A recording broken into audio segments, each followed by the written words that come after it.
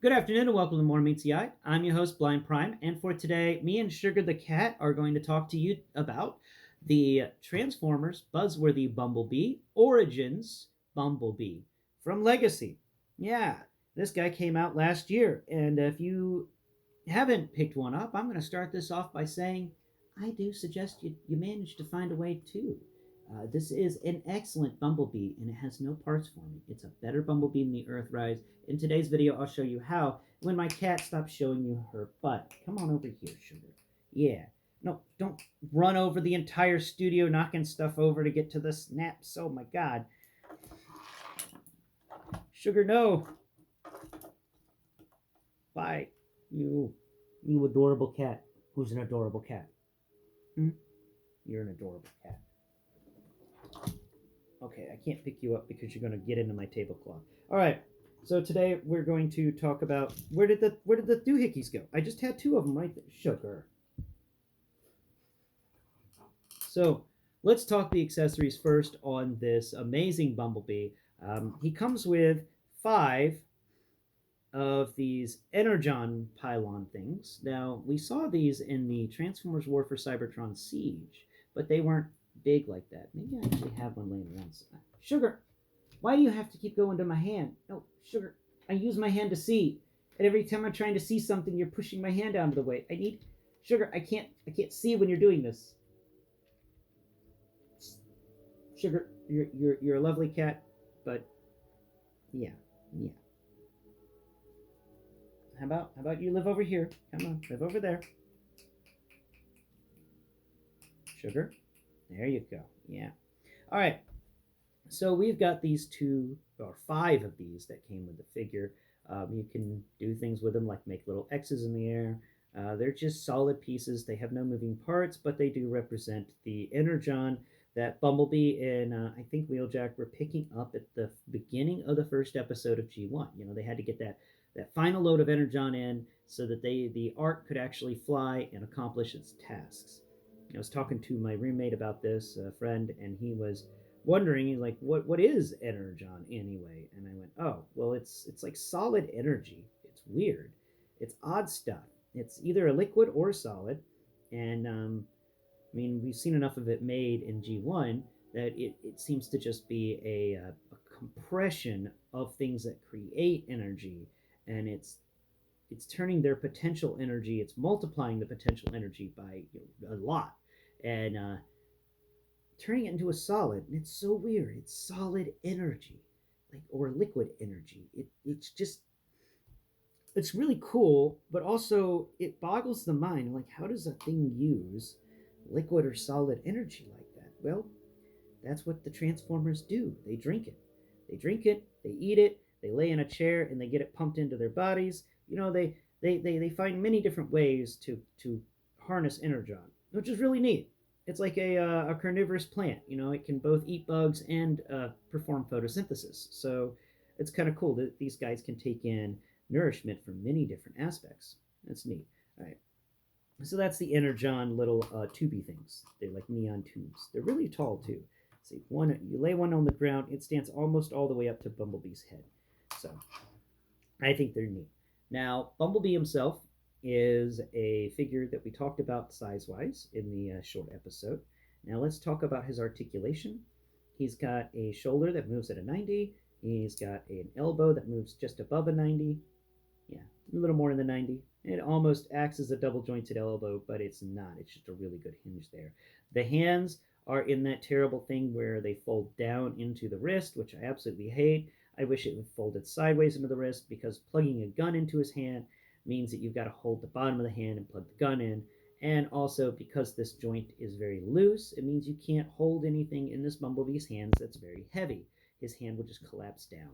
So the Earthrise Bumblebee has that on this Bumblebee because of the way his hands are shaped. An Earthrise Bumblebee's hands spin, which is really neat. Now, the head is on a ball joint, and it can look up, it can kind of look down, it can crack its head left, it can crack its head right, and of course it can pull an exorcist. So that's pretty nice. That's a good head. The Now, further articulation, the waist swivel exists. You can spin it 360, but you have to use your thumb or your forefingers, you got to raise up the panel, his backpack area, to allow a very good clearance for the waist swivel. If you don't, the waist swivel is going to bump into all that, and you may damage some paint or something. And I don't want you to damage your figure, so just raise that area up whenever you're doing any sort of movement with the legs. Now his waist, I mean his hips do allow for a almost. Let's raise his arm up. He's got a 90-degree kick out to the right and a 90-degree kick out to the left.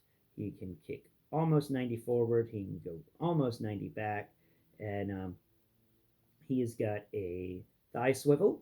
He's got a knee bend that gets a 90, and no other sort of swivel there. He does have also an ankle tilt for his feet, and his feet can move up and down because of transformation. So he is an articulated little guy.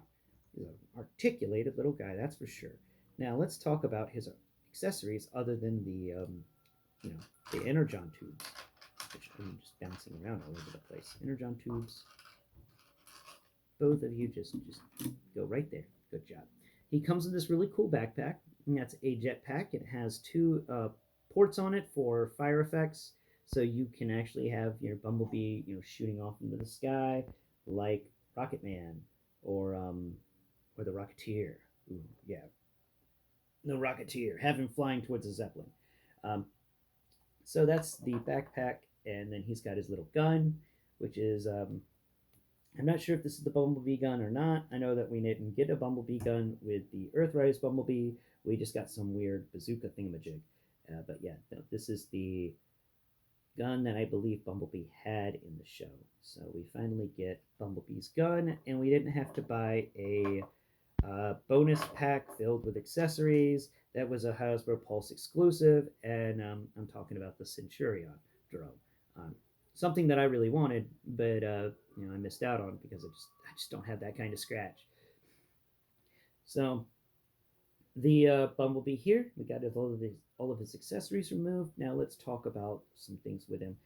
Siege port wise, he's got 9, 2 on the feet, 1 on each side of the legs, 1 on each side of the shoulders, 1 on his back, and 1 in each hand.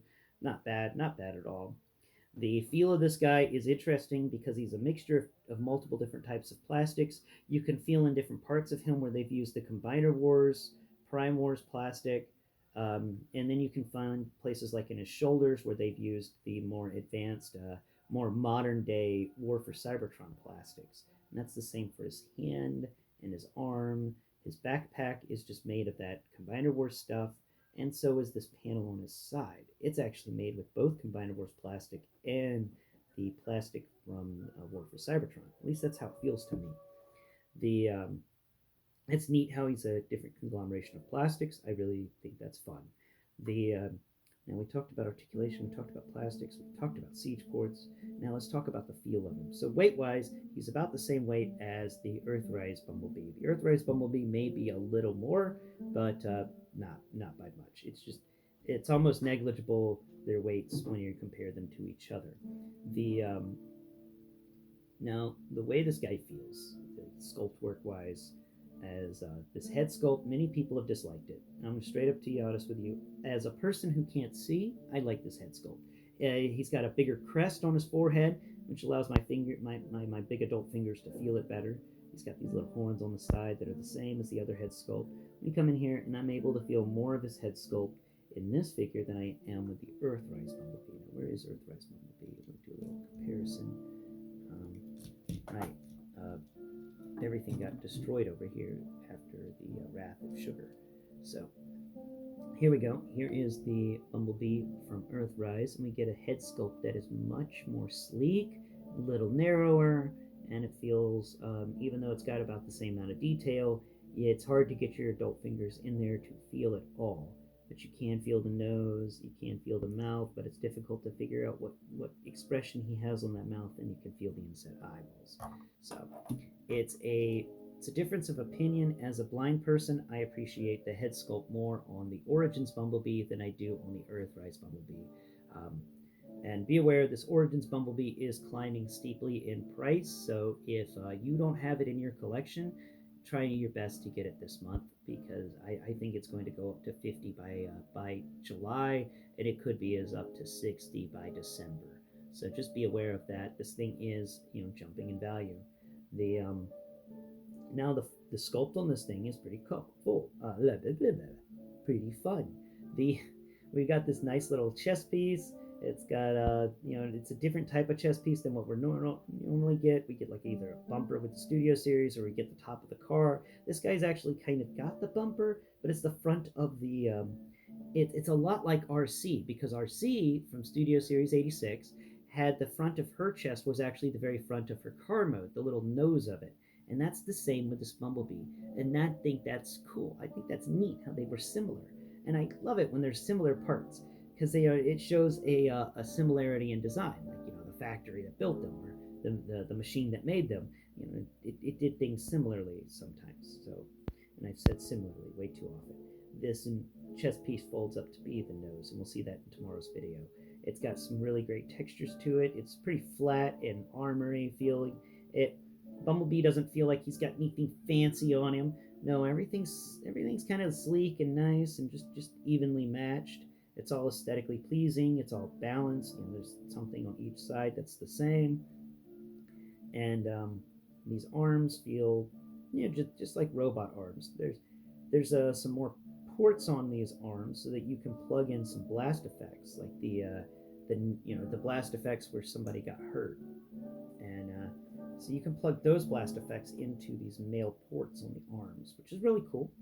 And you can actually have him like getting blown up. He's got 1, 2, 3, 4. He's got 4 of these things just on his arms alone. You can have you can take 4 hits at the same time. I think that's kind of neat. He also has one on above his knee, on his right leg, and this guy's got more than I usually see. That's for sure. Now the sculpt work for his legs is pretty basic. He doesn't have anything special going on with his thigh. He does have a neat little cut in the side of his thigh for transformation stuff, which is neat. And then we come down here to the legs. When we got on the front of the leg, he's got that nice, pattern of a robot boot, a robot foot. But on the side, he's got the folded up aspects of his vehicle mode, and there's a seat port sitting there. But that's very loose, so I don't really advise plugging many things into those side ports, unless you're careful about removing it, or you'll yank that entire side off.